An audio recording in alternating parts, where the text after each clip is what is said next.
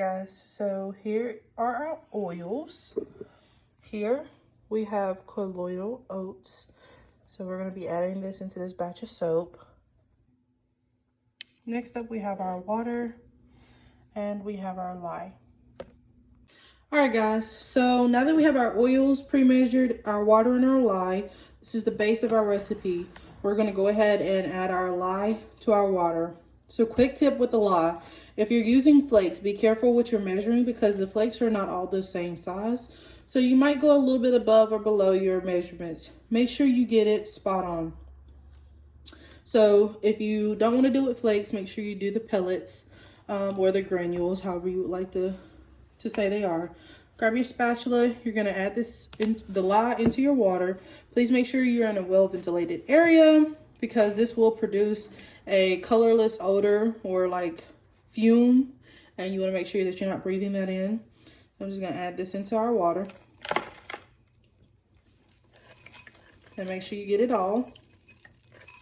Now, as this starts to mix with the water, the heat that's given off will cause some of it to stick inside the bowl. So I just get it a little wet and I just kind of scooch all the way around the bowl. So I want to make sure I get all of this because if I don't, it's going to throw my measurements off.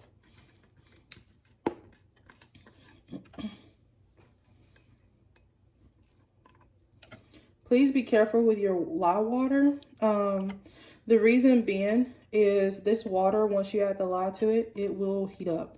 And I'm talking 100 degrees plus. So please be careful, wear your protective gear.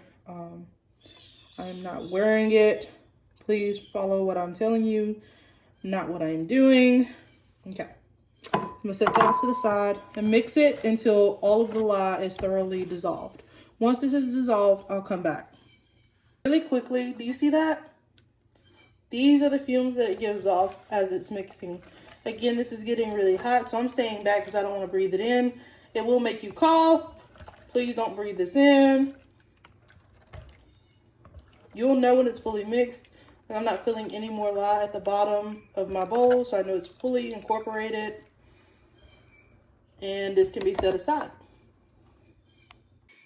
Now we have our bucket of oils. I am going to grab the base of my hand mixer or stick mixer. I use a stick mixer, but you can use a hand mixer as well if you would like. The stick mixer that I'm using is a KitchenAid mixer. So I'm going to plug this in. I'm going to attach the tip, which is this part here. I'm just going to attach that. And now that this is ready to go, I'm going to go ahead and start making my soap. So I'm just going to set that to the side. So I'm going to add my lye water into my oils, and then I'm going to mix with my stick mixer.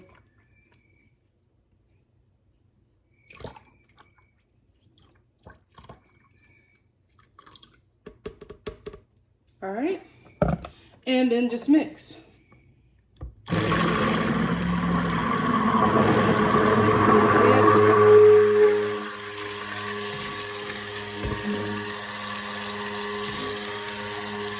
All right, I'm gonna finish mixing this and then I'll be back. So when you're mixing, you wanna mix until trace. You see how the batter is hitting and bouncing off of the rest of it in the bowl? That is how you determine your trace. So this is still pretty thin. I'm gonna continue and let it thicken some more. Hey guys, so when using your stick mixer, make sure you keep it to the bottom or in the in-between. Please do not bring it to the surface. You see where those openings are at? It will cause splatter of the batter and it will hit you in the face or on the skin. And when this touches your skin, it will cause a itchiness. Remember, it is very hot. It can burn your skin. It is very caustic. So please, please, please wear the right attire and keep the stick blender fully submerged. As you don't want that. So I've been mixing a little bit more. You see our trace? You see how that's almost like a pudding when it kind of pops out? It's got that shake to it. That's where I want it. We're going to go ahead and add in our oats. All right, so now that I've added this in, I'm going to add and mix some more. So you just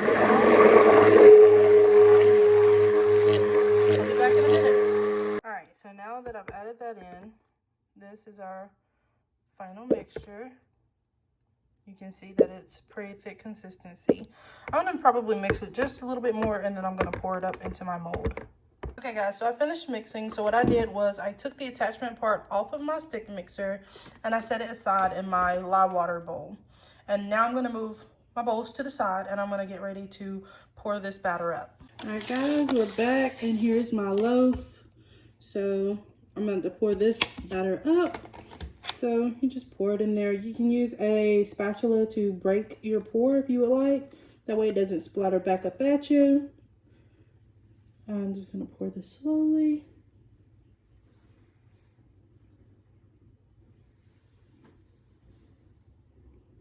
Okay.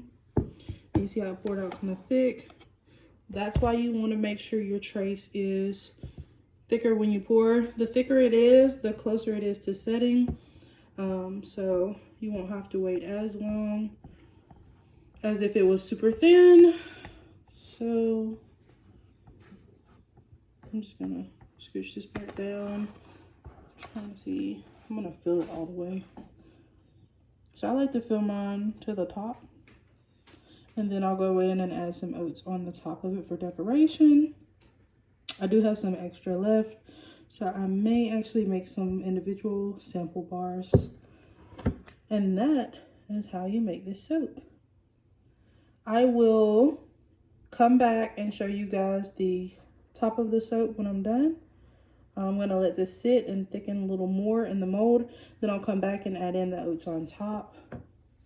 I could do it now, but I'd like to wait because I'm gonna kind of move the batter a little bit to put a pattern on there. All right, guys, happy soaping. And this is the final oatmeal soap.